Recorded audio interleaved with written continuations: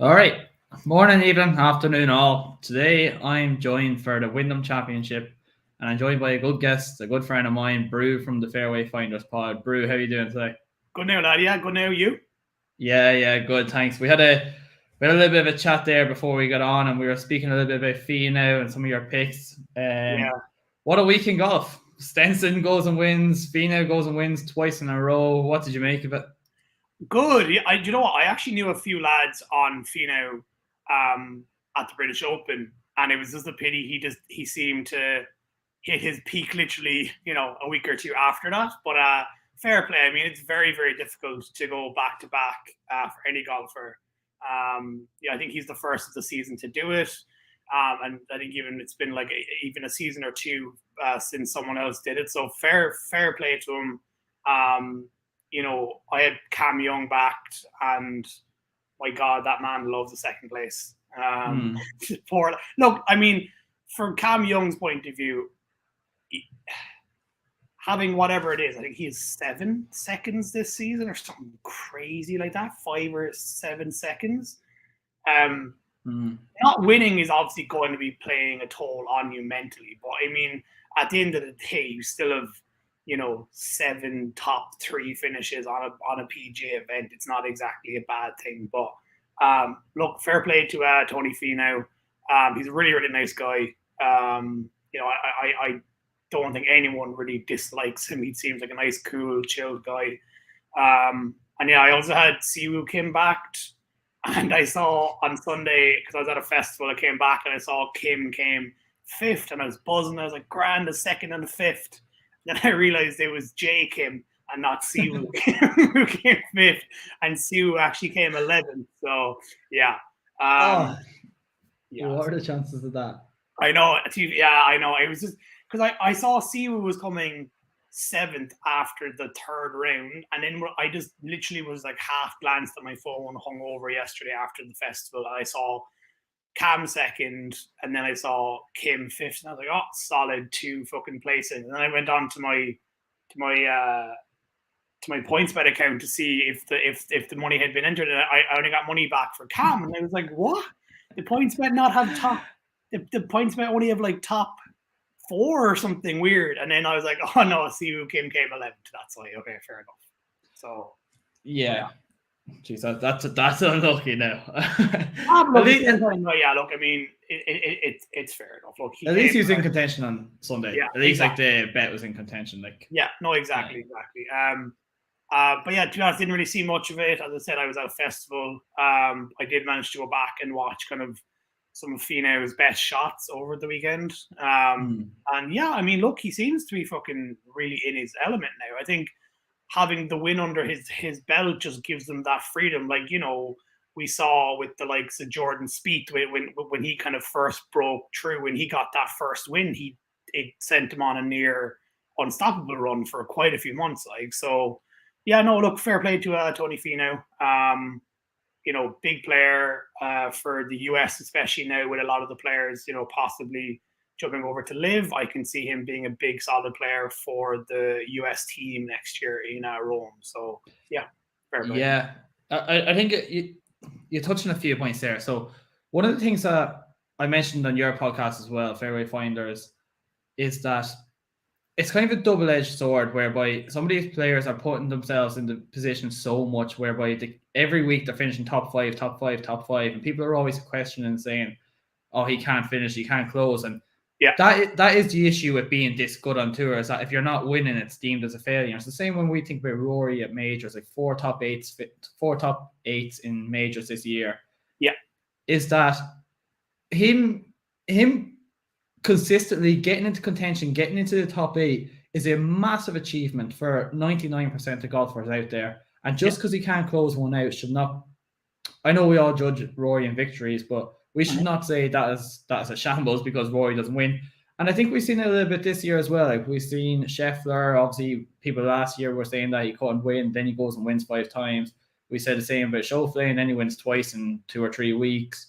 Yeah, and I was said the same about Finau. So like, consistently putting yourself into that position over and over again, week after week, is going to make all the difference in the world. And that's one of the, like, Cameron Young. This will stand to him. like in the long run, that he consistently gets into these positions after 54 hole leads. He goes to bed. He knows now what the pressure feels like, and he's had a lot to deal with it, and that allows him to mature a lot over time. But I suppose getting back there to your point about Finau, what I've just tweeted out there about an hour ago, like Tony Finau's putter has been so much hotter recently. And I did an analysis back in June on Tony Finau, like from October 2021 to March 2022, he was losing 0.71 strokes per round putting. April to June, he's gaining 0.23 per round.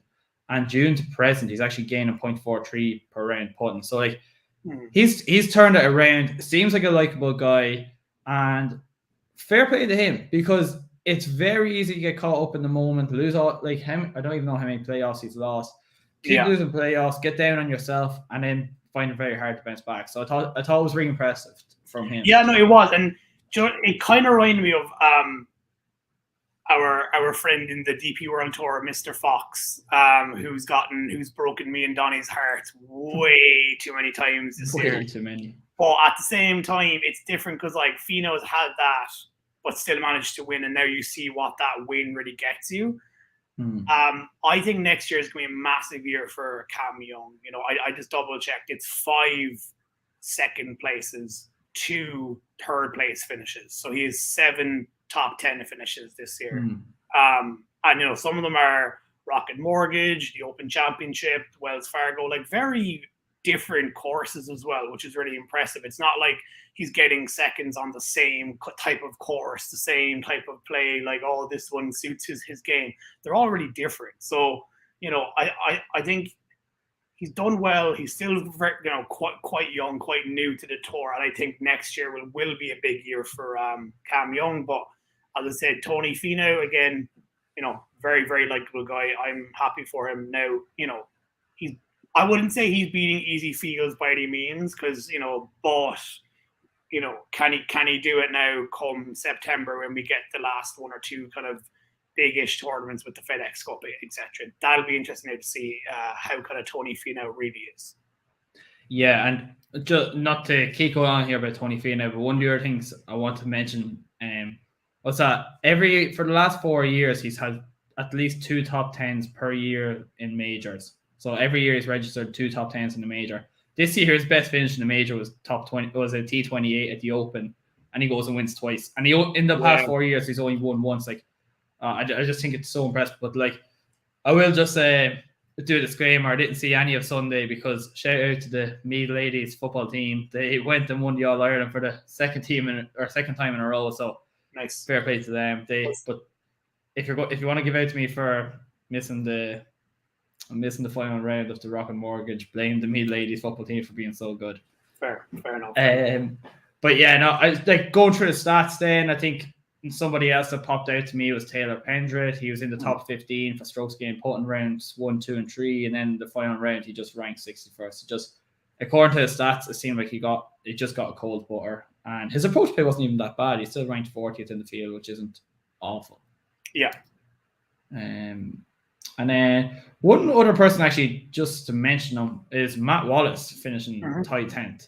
He seems to be turning it around a little bit recently from the last time I checked him, which was last week. Like, he's finished T10 at the Rocket Mortgage, T26 at the 3M Open. He's gained a lot of strokes with the putter. He's gained over 4 strokes putting in each of his last 2 starts. His approach play was decent again this week, and he's just a potential man to keep an eye out for. I really like Matt Wallace. I don't know why. I just think. Yeah, no, that's fair. And also, I want to give a quick shout out. The Irish Challenge is on this week as well. And Tom McGibbon and John Murphy, who's been on the pod a few times, came 2nd and 3rd this year. Or this weekend. So big shout out to them as well. Both seem like really likable guys as well. Yeah. I saw John at the Adair Manor Pro-Am, and he came over and he threw us a ball, and he walked around there with a smile on his face. He just seemed like a really good guy. He's there. Yeah, we've had him on the podcast. I'm actually friendly with his agent Emma, who's I used to play golf with her when I was a junior back in Cork Golf Club. So she's actually his sports agent or management, whatever you want to technically call it. I don't think we use the word agent in Ireland, so I guess sports management. And yeah, we got John on the pod through her, and he's literally it's funny. He's just literally such a normal Cork lad, to be honest with you. He's from Kinsale, like very normal, very down to earth. We asked him what a typical day looks like for him, and like this was back when he really started to break through, and to even give us, an hour of his time was so nice. And he gave us his WhatsApp, and he was like, just ping me whenever if you want me back on again. Very, very sound lad. That's class. Yeah, very, very sound. Yeah, no, I see. Seems like a very, very likable guy. And one other, so obviously Tony Finau winning this week was great, but the main story, Henrik Stenson wins. Yes. What has happened? Did you watch any of the live golf? Absolutely zero. Look, I'm not against or for it, to be perfectly honest with you. I'm not, we've discussed it many times on the podcast. I disagree with the kind of money aspect where it's coming from, especially the politics involved in that. But I also do think it is good for the game to have competition. I just don't agree with basically paying off players to move to this tournament. I don't agree with that. There's aspects of live I do like, the shotgun starts, etc. I do think it's interesting. I haven't watched it though. I really haven't. I'm not going to lie and say I have. I watch a bit of golf here and there. I do, but to be perfectly honest with you, unless one of my picks is really in contention on a Sunday, I'll sit down and watch the entire Sunday thing. For example, if I have no picks in contention, I don't watch it. I'll be perfectly honest with you. I couldn't be bothered. So the live stuff, I just staying away from it betting wise. So therefore, I don't watch it personally. I've turned it on to see what it's like. I just think it's absolutely insane that Henrik Stenson gave up his captaincy. I know we talked about it on our pod last week. I just think it's craziness, to be honest with you. Just like what I don't understand why he couldn't wait a year to join. Like, do you know what I mean? Obviously, this, the live tour. Maybe the option was you join now or you don't join, kind of thing. I can't say, but I just find it insane. He was a really good European player for the Ryder Cup. Scored a lot of important points. Was on a lot of winning teams, and for me, you're just throwing that heritage down the drain. Like, to be a Ryder Cup captain, it's a huge honor. To be on the Ryder Cup team, full stop, is a massive, massive achievement. To be able to captain a team and represent Europe and pick a team that you want, and it's crazy to me that he literally gave that up for a bit extra money. That, like, let's be honest, is it really going to make too much difference in his bank account? I don't think so. But look, fair play. He went over there in Bedminster in New Jersey, I believe it was, or maybe New York. Apologies if I got that wrong. He won with 11 under. Hasn't had a top 10 in the DP World Tour or PGA Tour this year. It shows again how bad the competition is over there currently in live. Especially when you see Matt Wolff coming third. Like, geez, he isn't featured on a leaderboard in about a year and a half, I'd say. And I like my Matt Wolff. I'm just trying to say, the level of competition clearly isn't that great yet. But look, at the end of the day, he won. Fair play to him. Got a fat check of $4.5 million, I think, for the weekend. I mean, that's more than any golf competition, probably ever in terms of the PGA or the DP World Tour. So again, I just think competition is good. I do think competition is good. And sorry, I'm droning on a lot here, but I just think it is just crazy to pretty much just be like, we're going to get players by offering them stupid amount of money, instead of being like, they should want to come here because we give them a bit more money. It's more fair, and the schedule is fair, rather than oh, we don't really care. We just want to basically fuck you to the PGA, and here's 100 mil to like come over to us. I just find that wrong. Okay, I think you're touching on a number of good points here. So, number one is the money is horrendous. Like, if this was truly about growing the game, it shouldn't take money to motivate people to come over. If Lee Westwood thought, as much as he's saying that, listen, this is the way forward, this is the way it should be, I want to come over here to make a difference. No, you're just coming over here to make the money. Like, if you want to do that, just donate your money to charity, and then I'll hold my hands up and say, you know what, Lee, you're a hell of a guy. But yeah, that's the thing. Like, and I can't remember now off the top of my head, but there's one golfer who literally was like, "Yeah, I came because the money was sick." Like, I can't remember. Yeah. He's the only player who was like, "Look, I mean, it was something me and my team couldn't refuse." And I'm like, "Do you know what? Fair. Yeah, you're honest. I agree. I respect it." But these players like Sergio Westwood. Fuck off. Honestly, Phil, I'm sorry now, you can all fuck off in my mind, because it's just utter horseshit. Like, oh, it's for the better of the game. No, it's not. It's not. Simple as. So that's one thing. Number two is I despise, and I mean despise, what Greg Norman is doing right now. I can't stand it. I don't want to harp on about it too much, but the way he is literally just taking players that will do nothing for the Live Golf Tour, and all he wants to do is just cause mayhem in the world of golf. I despise. I do agree with you. I think there is something unique and attractive about the team aspect, the shotgun start. I think, like, exactly what you're saying there. Like, it's hard to sit down on a Sunday and watch a full round of golf. Like, if I'm at home, I'll be like my family won't do something, or my girlfriend won't do something. I'll be sitting there, and nobody, like, I'll be like, no, lads, I can't just say, lads, I'm not moving for the next 8 hours any Sunday evening or Saturday evening, and I think that's where Live is actually decent. And I actually prefer the Saturday finishes because you got a day out of your weekend as well.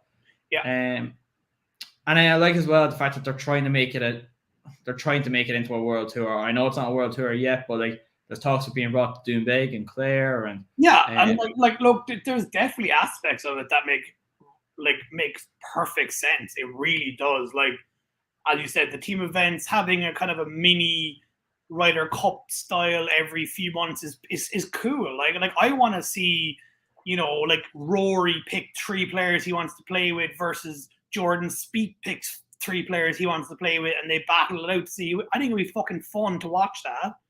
I just disagree with the process that they're going through to basically poach players. I don't like it. I don't like if any sports team does it. It doesn't matter if it's golf, soccer, whatever. A perfect example at the moment is Barcelona. What they're doing with this is outrageous. How much players that they're buying, and they're in 1.5 billion in debt. We won't get into it, but I'm saying any sport, this is wrong. Agreed. And see, I always think to myself, listen, I like to think that if somebody came to me and offered money and I didn't believe in it, no matter what the money was, I like to think that I won't take it. Now, I'm not going to say that's for sure. And a lot of people jump down your throat and say, you don't know that until it happens to you. You don't know what's going to happen, and blah, blah, blah. And you'll get prosecuted on Twitter for saying, I wouldn't take the money. But I think this is exactly the message I'm trying to articulate, is what Eddie Pepperell tweeted out 11 days ago. And I'm going to read it word for word because I think it is the best summary of, like, my feelings and how I feel towards the money. Here's what he tweeted out on July 20th. Not sure who needs to hear this, but I'll say it anyway. Not everything the person does in life has to be about money. None of us will be here in 100 years, and nobody will care about your wealth. You'll be remembered for what you achieved, believed, and what stood for. And I think that's kind of like corny. It's kind of cringy, but it's so true, and a lot of people need to hear that. It's true, especially when you're talking about the likes of the Ryder Cup. Like, US absolutely smashed Europe in the last Ryder Cup, right? Like, before all this started, I honestly think US to retain was so low, like, well odds on. Like, they smashed us. They have 8 of the top 10 right now are, young US players. Like, their team is insane. All the new young players breaking through are all American. And, now, and you had Henrik Stenson with an opportunity to make history, win in Rome, be the real underdogs, and it would have been an absolutely top-notch story. It would have gone down in the books of history. And yeah, that is corny and cheesy to say, but it's facts. At the end of the day, it's not gonna say Henrik Stenson died in 2025 with a net worth of whatever. Do you know what I mean? Like that, it doesn't say that on your fucking gravestone. Like, so yes, you're helping your family and your kids and your grandkids, have a better future, but I just think people are selling their souls here a small bit, to be perfectly honest with you. As if they've been paid pennies in the PGA Tour. This is it. Don't get me wrong. A lot of sports organizations, UFC, NFL, golf, PGA, yes. Do they technically underpay their sports stars? Yeah, they do. Let's be perfectly frank. They all do. They could be paying them way more, but they want to keep money for themselves. It's a fucking organization. That's how it works. They have investors. They have stakeholders. They need to fill their pockets first. That's life, right? Everything is corrupt. The financial sector in the world, everything it has a bit of corruption to it. But I just still don't think this is right. I don't think using this Saudi oil money, you'd probably call it something else, and use that to, as I said, you're just basically paying off players to move to you. Like, it's wrong. It's wrong on all accords. But I also think that the PGA have gone on the stance of like, fuck live, we're battling ye. Whereas, do you know what? You have a few good fucking opinions here. Maybe what we might do is the DP World Tour. Maybe we'll kind of expand it, make it more of an actual touring tour that you go to different countries. You don't just have it in the same fucking places every time. You expand, you go global, you go to Asia, you go to Australia, you go to Ireland, you go to smaller countries in Europe you wouldn't usually go to, that sort of stuff. And what we do is we'll have team events, we'll have 3-day events, etc., and have a kind of a collaboration. But for me, it's just everyone's gone about this the wrong way, and something's going to have to give eventually. I'm not going to draw it on now for too long on like live. I'm just saying something is going to have to happen. Because you can't have this battle. It won't work. Especially the DP World Tour will collapse. They won't be able to complete this. Like the PGA is different.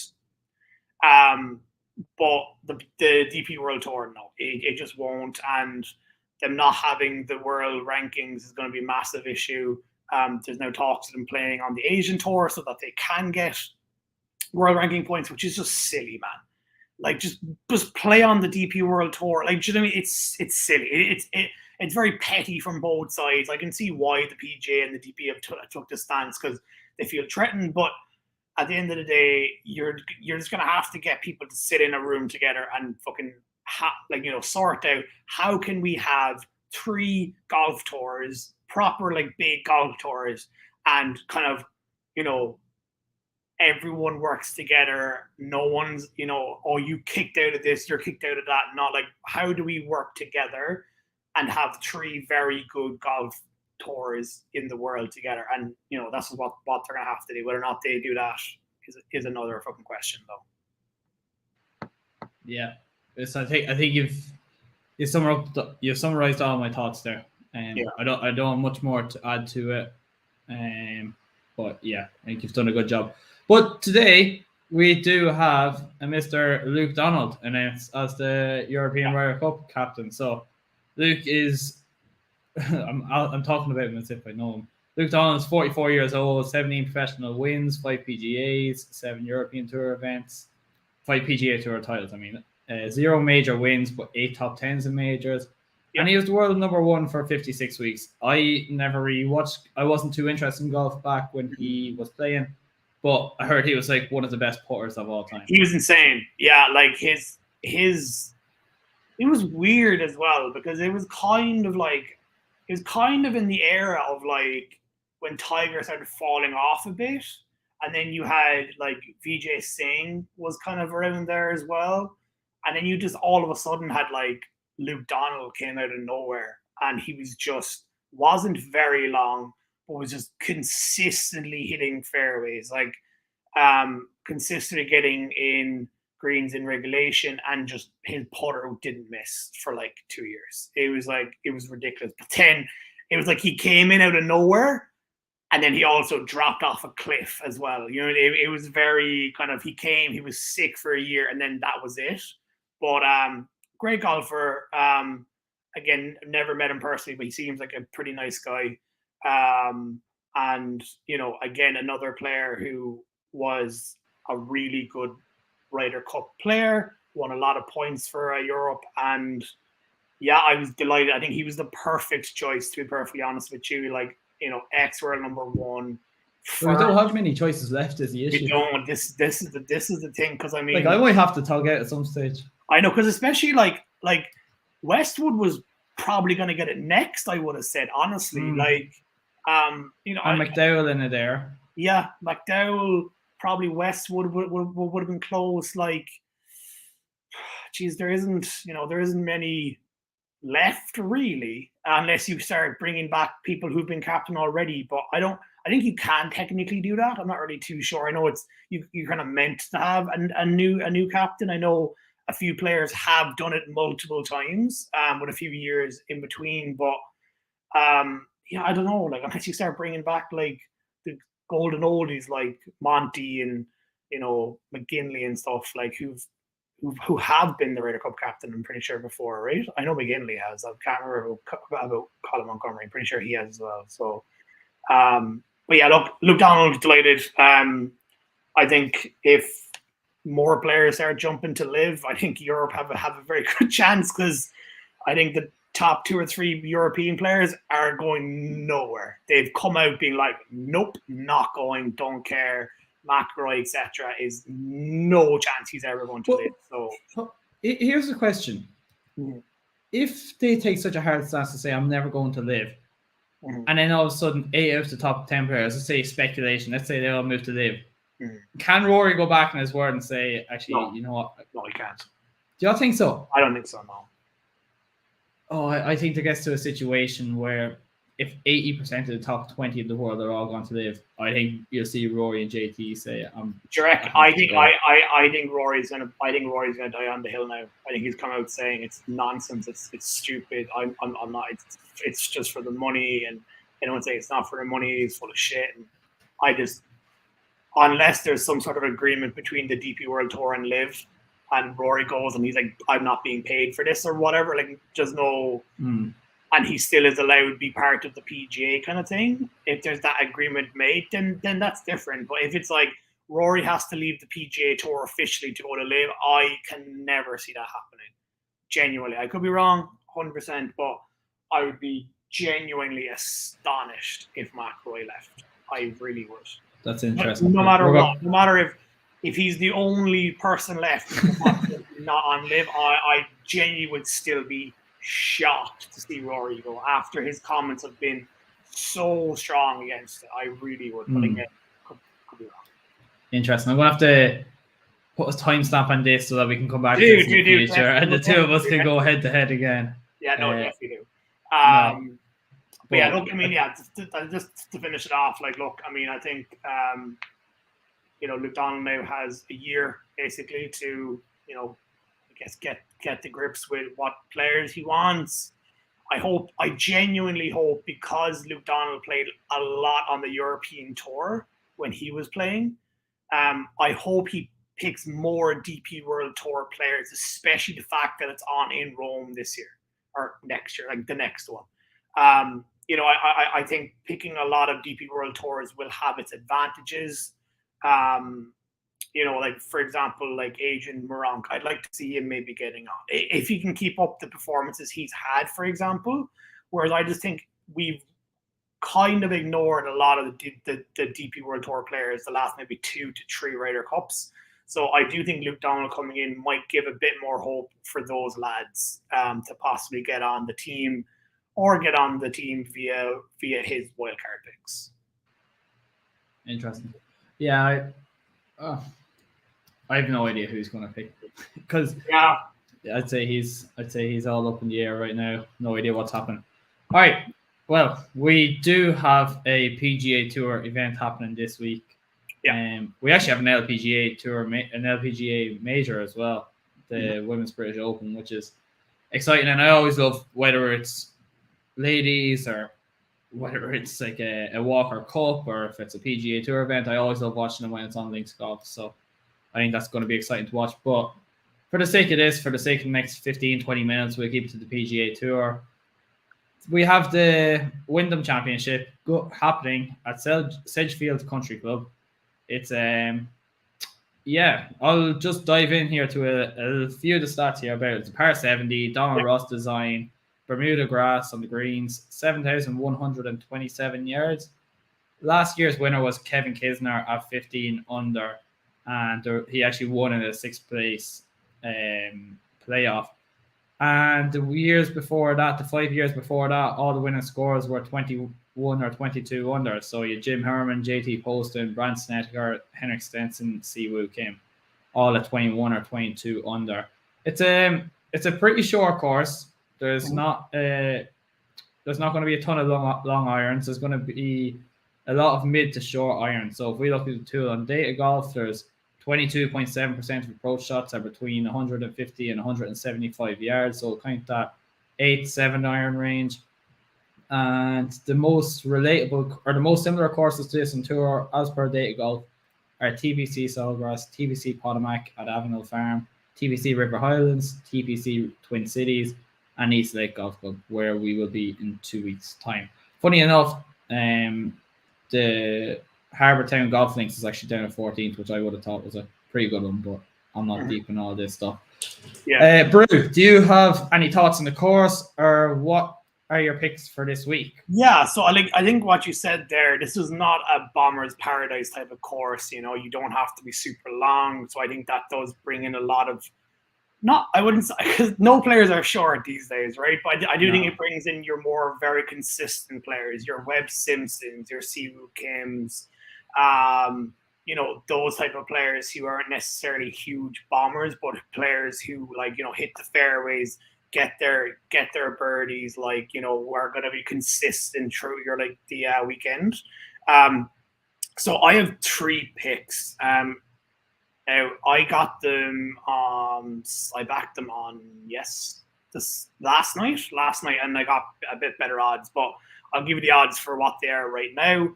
My first pick, actually, funny enough, all 3 of my picks are next to each other in the betting odds right now. They were a bit more spread out yesterday, but they all seem to have moved in a bit. So first player up I'm backing is Webb Simpson. I saw his strokes gained on the field is actually very good lately. Again, he's the type of player that's very consistent, suits this type of course. You know, I'm not going to get too much into it now, but I think Webb Simpson suits this very, very well. He's 22-1, which I still think is actually a very good value. I think Shane Lowry at 15 way too low, to be perfectly honest with you. Agreed. If Shane Lowry had won something in the last 2 or 3 weeks, like, and Tony Finau, I'd be like, yeah, grand. Like, he's worth a 16-1. And same kind of goes with Sungjae. And I'm not going to put people off Sungjae, because I actually think he's a great bet this week. I just think he's too short. I just think 2 of those being the kind of betting favorites for the weekend just doesn't really make much sense to me. This is a famous clip now. Clip this up now, and it'll be 2 down coming for a second. But I just think it's straight, especially the Shane Lowry one. I just think that's very strange. I don't understand why he's the betting favorite for this. I really don't.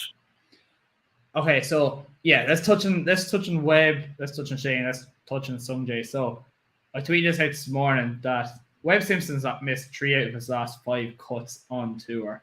But like you mentioned, he is so well known for being so good at Sedgefield Country Club. He's registered 5 top 7 finishes in the last 5 years, which is an unbelievable record. And I'm not sure if there's another record like that on tour for a certain horse, for a certain course. But the fear is that he has missed 3 out of the last 5 cuts.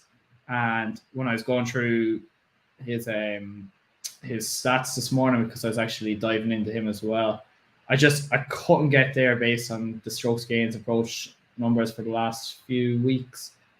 But that's just my thoughts. But I think actually I didn't realize the number was that high. I think 22-1 is actually a it's actually a very much higher number than what I yeah, right. Like it's actually good value. Like that's what I'm saying. I know he's the 4th or 5th favorite, but it's actually still because Lowry is so short at 15-1, it bumps him up a bit. And I think that's a great bet. I really do. Like, I think 22-1 is an absolutely insane bet, to be perfectly honest with you, considering that form he has around here. Yeah.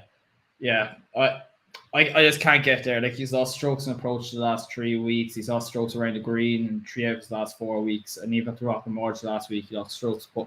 Oh my God, I can't talk. He lost strokes putting, which is like usually his strong point. Yeah, fair.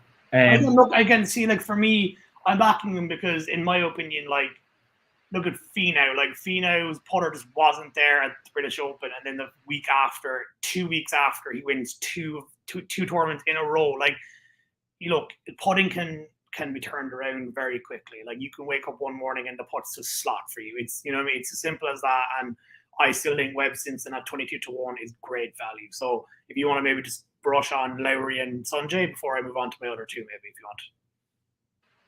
Yeah, so I'm not sure if I mentioned it to you before. I definitely mentioned to somebody that it was actually the Open Championship preview. My fear with Shane Lowry is that he's always going to be suited to tougher courses. And if this is going to be a birdie fest, if 21 or 22 under is going to win it this year, I don't think he has the potential to go that low. So that is my only fear with Shane. And what odds did you say Sanjay was? So Sanjay is I'll get up. So Sanjay is 18-1. Okay, my fear with Sanjay then is he's missed 2 out of his last 4 cuts, but his last 3 starts here, he's finished 24th, 96th. And he missed 2 out of his last 4 starts, or 2 out of his last 4 cuts, but he finished solo second at the 3M Open. So I think that's why I've seen a lot of love for him on Twitter, especially this week. Yeah. So far today. So I've seen a lot of people jumping on him. I can't get there. But exactly what you're saying, people just turning hot. One man that actually caught my eye last week was Russell Hendy, because I tweeted out on Friday morning that my fear with Russell Henley is that his approach play has been awful this week. And when you're talking there about people just turning it around, Russell Henley then last week, he went and gained 7 strokes ball striking. He's gained strokes around the green in each of his last 4 starts. The only fear of Russell Henley is the putter. He's lost strokes putting in each of his last 6 starts, which is pretty sick. But sorry, my point is exactly what you're saying. He lost strokes on approach in 2 starts, and then he turned it around at the Open, gained 0.35 strokes, and then last week he gained over 5 strokes in approach. So some of these players just do some of these courses, and we shouldn't always just rely on the stats. Yeah, no, exactly. And like, look, at the end of the day, anyone can like kind of get hot, as we said, but these are just I suppose my own opinion. I just think Shane Lowry, he just doesn't seem like he has that ability to win at the moment, and that's worrying. And I do think, as you said, this is I wouldn't say it's an easier course, but I could see the score of this being, as you said, like maybe 15, 16, 17, 18 under. And Shane Lowry's more of a player if the winning score is like 1 under, 2 under, like a very hard, grindy kind of a course. But look, again, I'm not trying to put anyone off anyone else. I'm just giving you my own opinions and picks. So the other 2 people I have is Billy Horschel and Siwoo Kim.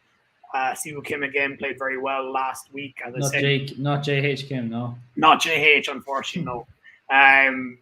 Another player that I actually he was on my list over Siwoo was JT Poston. I think this is another type of course that really suits him well. And he's 40-1, which is huge value. But I decided to go with Billy Ho and Siwoo Kim in the end. Okay, so JT Poston's actually an interesting one because his putter has spiked in the last 4 tournaments. He's gained over 5 strokes putting in 2 out of 4, and he's gained strokes putting in all 4. His ball striking was really good when he finished first at the John Deere and second at the Travelers in consecutive starts. And then he finished T11 at the 3M Open. So and I backed him at the 3M thinking he'd do a bit better. But look, I don't know. I just think, again, this kind of course suits someone like JT again. But And like 40-1 was super tempting, but I got Siwoo Kim at 30-1.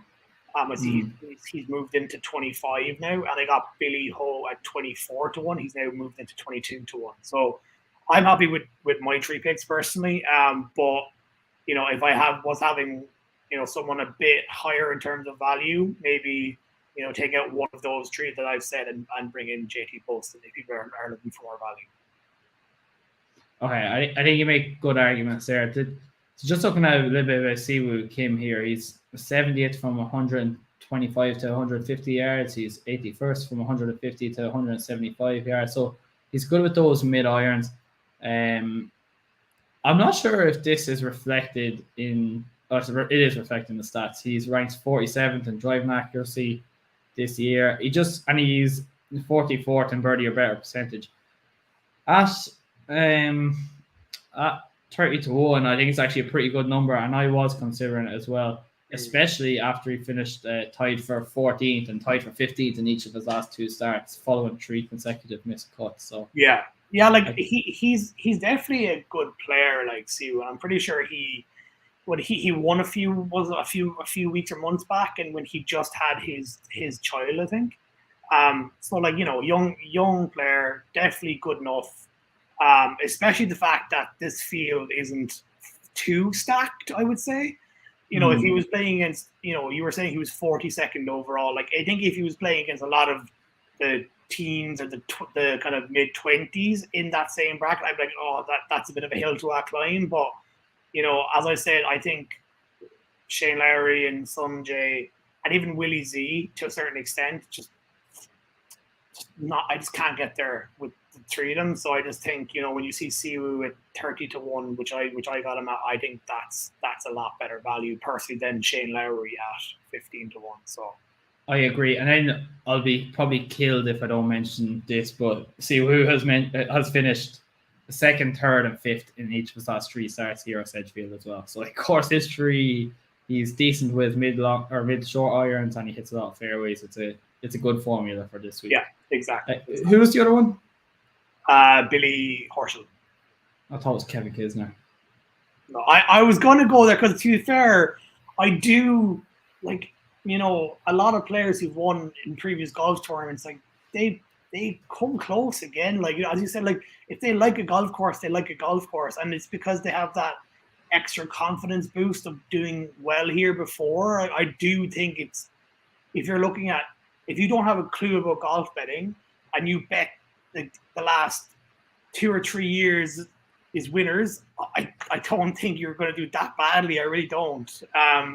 Even if they're out of form and not great this season, if they've won here before, it gives you that extra kind of kick up the ass that you need. Like, it really does. So, yeah, Kev Giffner was one. I know he won it here last year, but no, just not for me. I don't know. I saw my 3 players. I saw the stats on them. I liked them. I liked their previous kind of, you know, roots around here. So I was like grand with those. And the only player that came close to also coming on that list was JT Poston, but sided with 3. Yeah. Yeah, I like Billy Horschel as well. I would have liked Kevin Kisner, apart from the fact that he missed a cut last week, and I thought last week was actually a pretty good fit for him. But I still don't hate him here. Like, if we consider the fact that TPC Sawgrass is a comparable course to what we're going to expect this week at Sedgefield, Kevin Kisner finished 4th there this year. Like, there's a certain mold of players that just fit these type of courses, like your Webb Simpson, your Siwoo Kims, your Kevin Kisners, these kind of like shorter hitters that are just really good with their mid to short irons. I keep seeing it. I'll give you. So I don't know even how many I have. I was just kind of flying through this, and I'll just give you 1 or 2. Actually, I'll probably give you 3 or 4 players. That I don't know if I bet. I only ever just find these players interesting. I never actually put out a betting card really, because I don't really do that much on it. But I thought Adam Scott is pretty interesting this week. Like, Adam Scott, his course history, like, at the Players, he's not done that well in the last 2 years, but he finished 12th, 11th, and 6th there between 2019 and 2017, which is a good course comparison. The Tour Championship, he finished 6th in 2019. That's just a course comparison thing. He fits this sort of mold. in terms of recent form, he's like been striking the ball really well the last few weeks. Like he's gained strokes ball striking in 5 out of his last 6 starts. He gained over 6 strokes ball striking last week. He just had a cold putter, which let him down, and he finished tied 37th. But tee to green, he like gained over 6.3 strokes balls or tee to green, and he's just had 2 top 15 finishes in each of his last 3, or in 2 out of his last 3 starts. So the only thing is, like last week, I mentioned there that he lost almost 4 strokes putting last week, which is like pretty bad for Adam Scott. But it all came in like the third round. He lost 5.65 strokes putting in the third round of the Rocket Mortgage, and actually gained in 2 out of the other 4 rounds. So I don't think it was just rule him out. It just seemed like whatever happened at that stage, just his putter went cold. And yeah, look, I think Adam Scott is, look, there's all rumors about him joining the Live Tour and stuff like that. That's very fair. I think if that's true, I think if it's true, and people are gonna fucking eat, they might be strongly disagreeing with me. I know Steve definitely would, but I just think if your mindset is on after the President's Cup, I'm fucking sorted, I don't think you're gonna give a flying fuck about this, to be perfectly frank.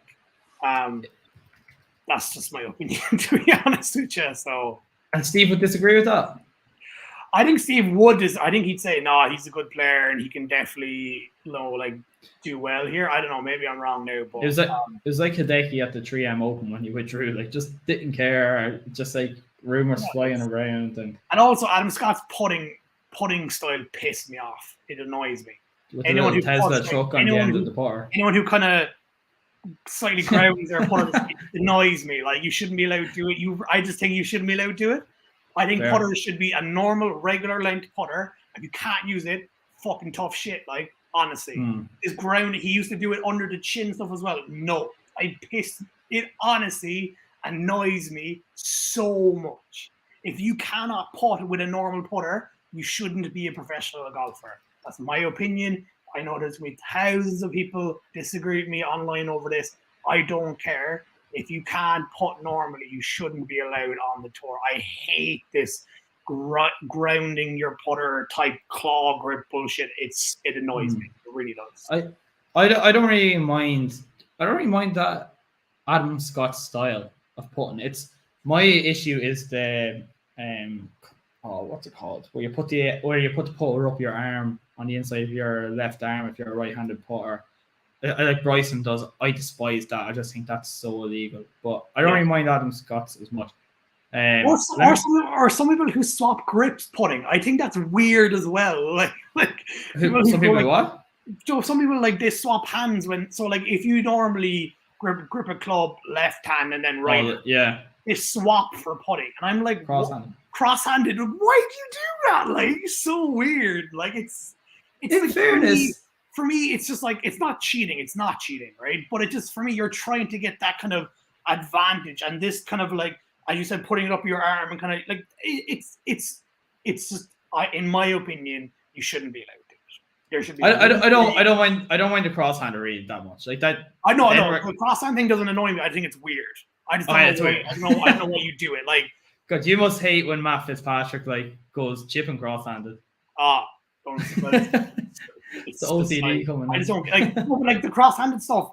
I don't mind it. I just think, why do you do it? I don't see what the advantage of hitting 90% of your golf shots one way and then just hitting one small bit of your. It's just weird to me, but that doesn't bother me. It's just kind of like, trying to kind of cheat type thing, which are like, gripping it and kind of grounding your club thing. No, I just don't like it at all. Yeah. All right, that's fair enough. Let me jump through 1 or 2 more players here, and then we'll get through top 20 or not. Kevin Streelman, I'll just quickly mention him. He's 16th on tour from 150 to 175 yards. Hits a lot of fairways. He's 9th in driving accuracy.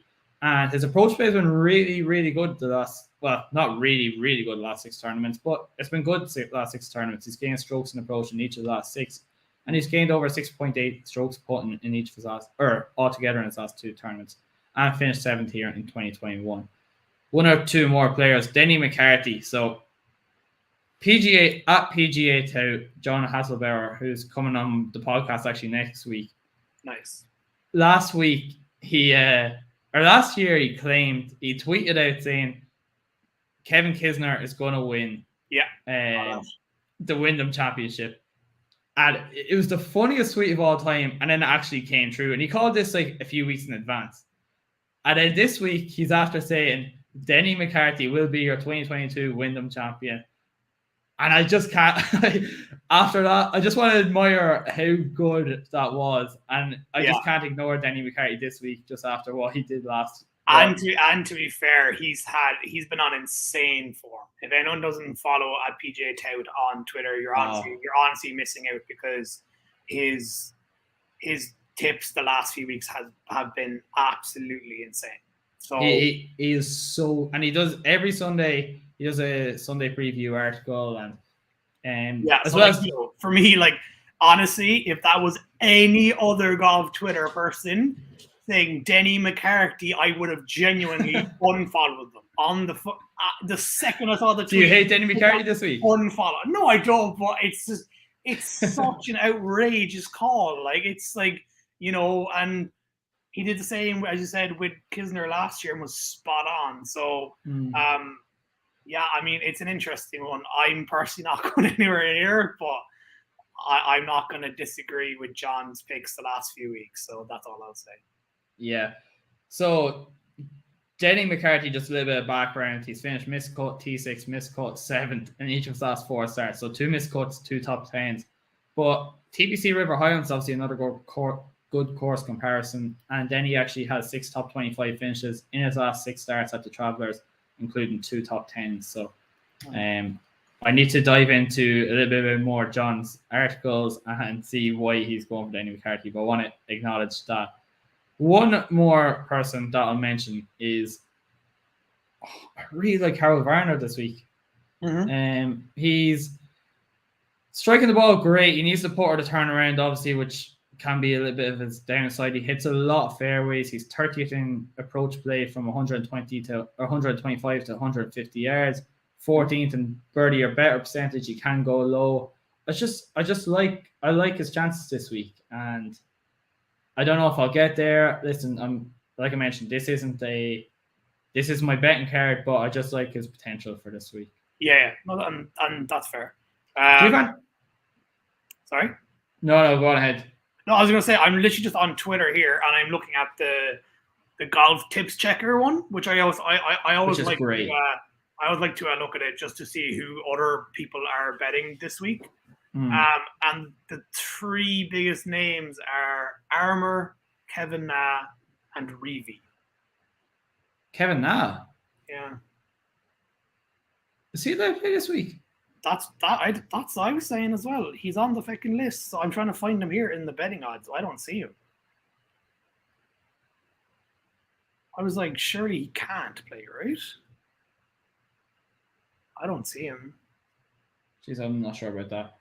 I don't see him on the betting odds. So it must be incorrect, but it must be a wrong name. But Ches Reevy's interesting. He's no idea what odds he is. He hits a lot of fairways. Really, really good at hitting fairways. His tee green game has been okay over the last few weeks, but he finished 80 to 1. 80. Oh, that's pretty nice. He finished first at the Barracuda, 8th at Travelers. So that's an interesting one. Who's the other one you said? Armour. Oh yeah, I was literally just looking at him. I was trying to find like one mad long shot just to do this. But Armour's missed four of his last 4 cuts. But apart from last year, he's missed all 4. Yeah. I mean, he is 100 to 1 to be fair, but the thing that's so catchy about him is similar to Reevy, he hits a lot of fairways. Not as many as Reevy over the last 24 rounds, but he hits a lot of fairways. And he finished 25th here in 2020, 22nd in 19, 8th in 18, and 4th in 17. So that's pretty sticky course history. Okay. Yeah, no, that's decent. Okay. All right. We'll do one last thing here. This is something that I like to do for Instagram and Twitter or whatever. It's we're going to go through 10 players. It needs to be no more than 60 seconds. Okay. And I'm going to ask you top 20 or not. So I'll just say a name. You say yes or no. All right. All right. Okay. 10 names. These are all between 28 and 40 to 1. Okay. Siwoo Kim. Yeah. Yes. Denny McCarthy. I gotta say yes, just because of that PGA too. If it wasn't for him, I'd be saying no. But yeah. Fair. Okay. Yes. Aaron Wise. No. No. Neither am I. Adam Scott. No. Yes. JT Poston. Yes. No. Harold Varner. Yes. Yes. JH Kim. No. No. Brian Harman. No. I'm saying yes. Davis Riley. No. No. Justin Rose. Yeah. I'm saying no. All right. Because I do that every week. Okay. And I'll tweet it out in the morning and we'll put up a little clip. And then I want to start this thing where like I'll do this and then whoever I've on, every Monday I'll just tweet it out just saying, oh, hey, you got 6 out of 10. Oh, Jesus, it's going to be like a 0 like. Well, we're pretty similar there, so. Big fat duck ain't going to play like sick. I didn't want to tell you before, but I think it's just going to be funny between everybody. Yeah, no, that's fair. And just for the podcast over the next few weeks, if anybody's interested. So I would start off with Brew. I thought you'd be good guys to have on for the Wyndham Championship, which would be pretty interesting. And listen, I love chatting to you guys anyway. Next week we have PGATout, then we have the Model Maniac, Byron from the Model Maniac, and then we have Brian Kirshner on for the Tour Championship. So nice. That's how things are looking for the next few weeks. And yeah, Brew, listen, anything else? No, I'm pretty sure we've covered everything now. Yeah, no, I think we've covered everything. Just a recap of last week: Luke Donald, Henrik Stenson winning the Live, and this, yeah, no, nothing else for me anyway. All right, last thing: are you an avid golfer? In terms of playing, in terms of watching, I mean, playing. See, like not really, because I know my whole background, but I mean, being the grandson of Jimmy Brune in Ireland is, quite a bit of pressure, as they say. And I played when I was younger. I just got to the point that I played rugby. I went to a rugby school, and it kind of like, games of rugby were on a Saturday, Sunday, and the junior, comp was also on kind of similar times.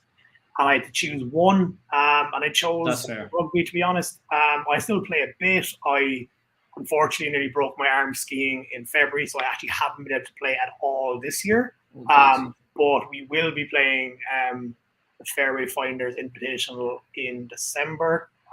So I'll be there, but then hopefully next year I'll kind of get back into it as well. So nice. What's your playoff? So literally, I haven't had a handicap since I was young.